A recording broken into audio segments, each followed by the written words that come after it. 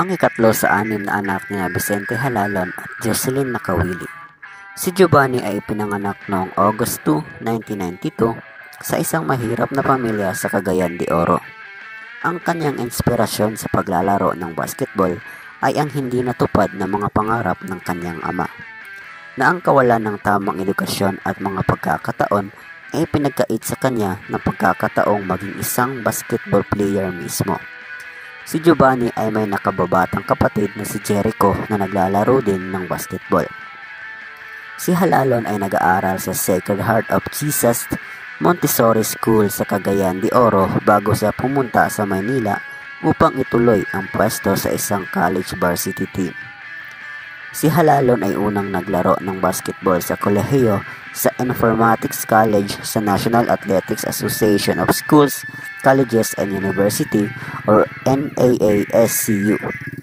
Ngunit kalaunan ay lumapit sa Arellano University upang sumali sa mga chiefs sa National Collegiate Athletic Association or NCAA.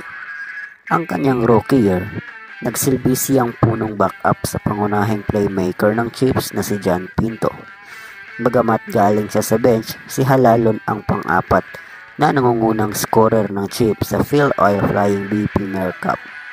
Sa kanyang sophomore season, nag-average siya ng 12.8 points, 5.4 rebounds, and 5.8 assists at 2.8 steals na nakakuha ng kanyang Most Improved Player Award at isang pwesto sa NCAA Season 19 Mythical 5. Nagawa ng Arellano ang kauna-unahang NCAA Finals appearance, ngunit kalaunan ay natalo sa 5-peat champion na San Beda Red Lions sa dalawang laro.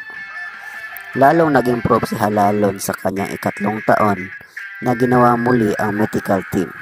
Gayunpaman, nabigo ang Chiefs na umabante sa Final Four nang matalo sila sa Mapua Cardinals sa playoff game para sa ika-4 na pwesto sa kabila ng 37 points, 7 rebounds, 5 assists at 5 steals ni Halalon.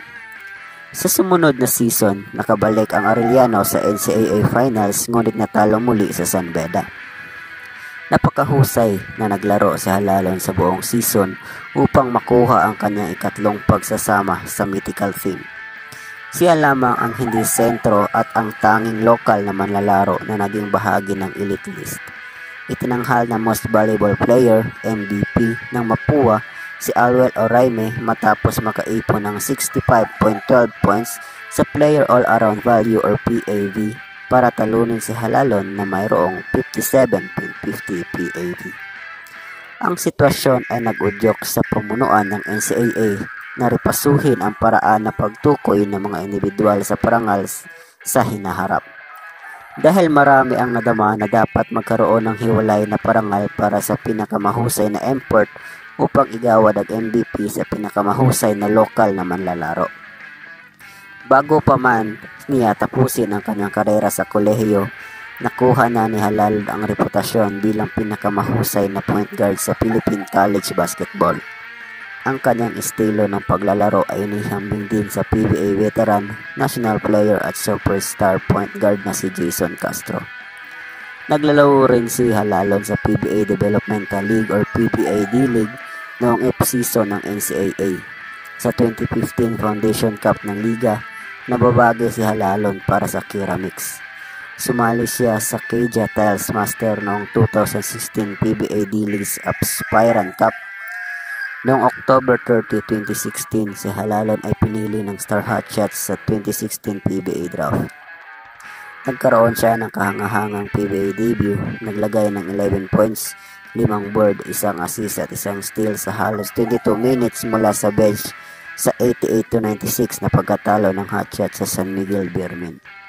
Sa susunod na laro, si Halalon ay naglagay din ng kahangahangang stat line ng mga numero nang siya ay nagtala ng 13 points, 6 rebounds, 5 assists at 1 steal sa loob ng 27 minutes ng paglalaro sa pagkatalo ng Global Batang Pier.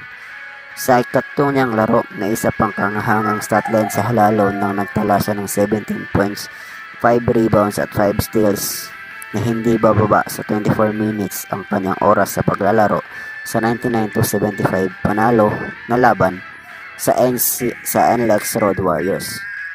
Sa ngayon ay patuloy itong naglalaro para sa Magnolia Hotshots at tinulungan ang kanyang team na makaabot sa finals. Maraming salamat mga agaw sa pagkikinig. Pag-support naman ang ating channels. Maraming salamat.